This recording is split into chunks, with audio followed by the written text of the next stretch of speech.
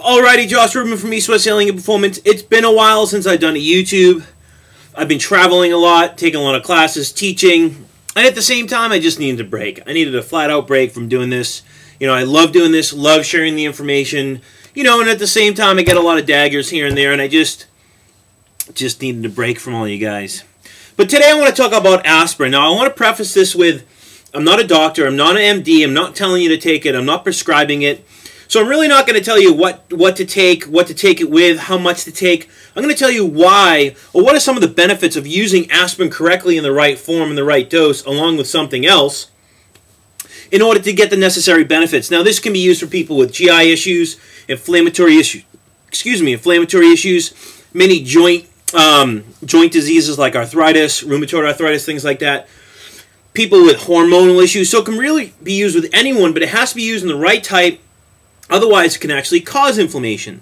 So unfortunately, I can't go into that, but I want to talk about the benefits of aspirin and why we feel it's actually beneficial if used at the right time with people in the right dose and the right type to get the necessary benefits. Now, I've taken a lot of notes, so yes, I normally don't read as much as some of you guys think I do, but today I'm going to do a little bit of reading because I have a lot of notes. I just got back into town.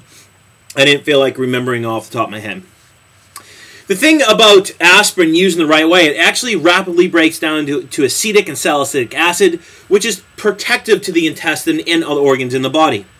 Another reason why we like using aspirin is because anytime someone's in an inflammatory state, we can assume or know based on physiology that they're actually excess in estrogen. Now, it could be because the liver's overburdened, they're not detoxifying it, it could be from external sources, it could be from blood sugar dysregulation, or just plain out inflammation.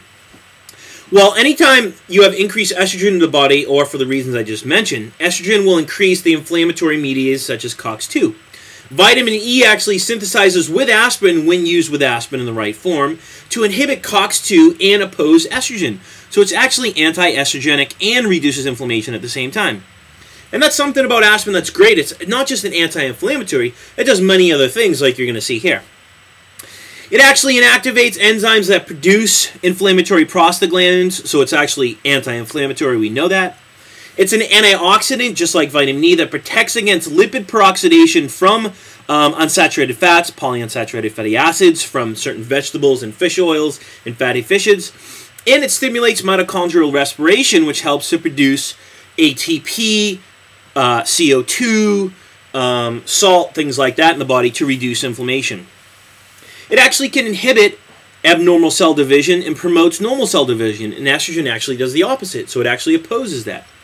Another reason why we like to use it with women with hormonal issues is because it can reduce clotting. Anytime you have excess estrogen, you're going to see an increase, we could say, thickening of the blood.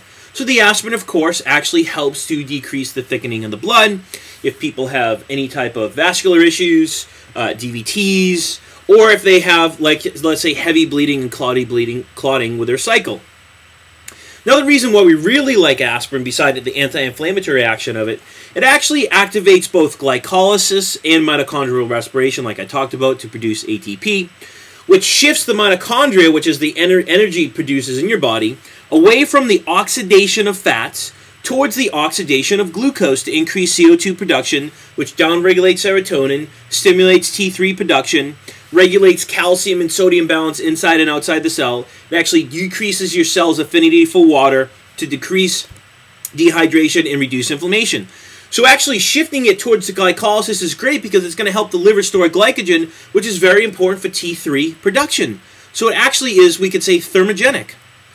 It actually prevents in the development of new blood vessels. Thus, it's been shown to reduce tumor growth with cancers. And you know, if you've read a lot of Ray Peat stuff, he actually uses aspirin in high doses with people with cancers. And we can correlate that with estrogen and cell proliferation. It actually helps to prevent the toxicity of dopamine, glutamine, and other toxic free radicals in the body. It can decrease pro-inflammatory prostaglandins like I talked about. And another main reason why we like it when people, let's say, women have PMS, not only to other organs, but it actually increases uterine circulation. Beside helping with blood clotting, it actually can bring nutrients, CO2, oxygen to the organs to help with circulation and reduce inflammation. So it's a quick YouTube today. And as I said, I'm not going to tell you what type, where to get it, how to take it, and what to take it with. I'm not saying go take aspirin in pill form. I'm not saying this. As you know, my YouTubes are more educational. So hopefully you've learned something about the benefits of aspirin, that it's not only an anti-inflammatory, it could do many other things to the body, increase ATP production, assist with glycolysis, help with blood clotting, it's anti-estrogenic, and the list goes on. So thanks for tuning in. I'll catch you later.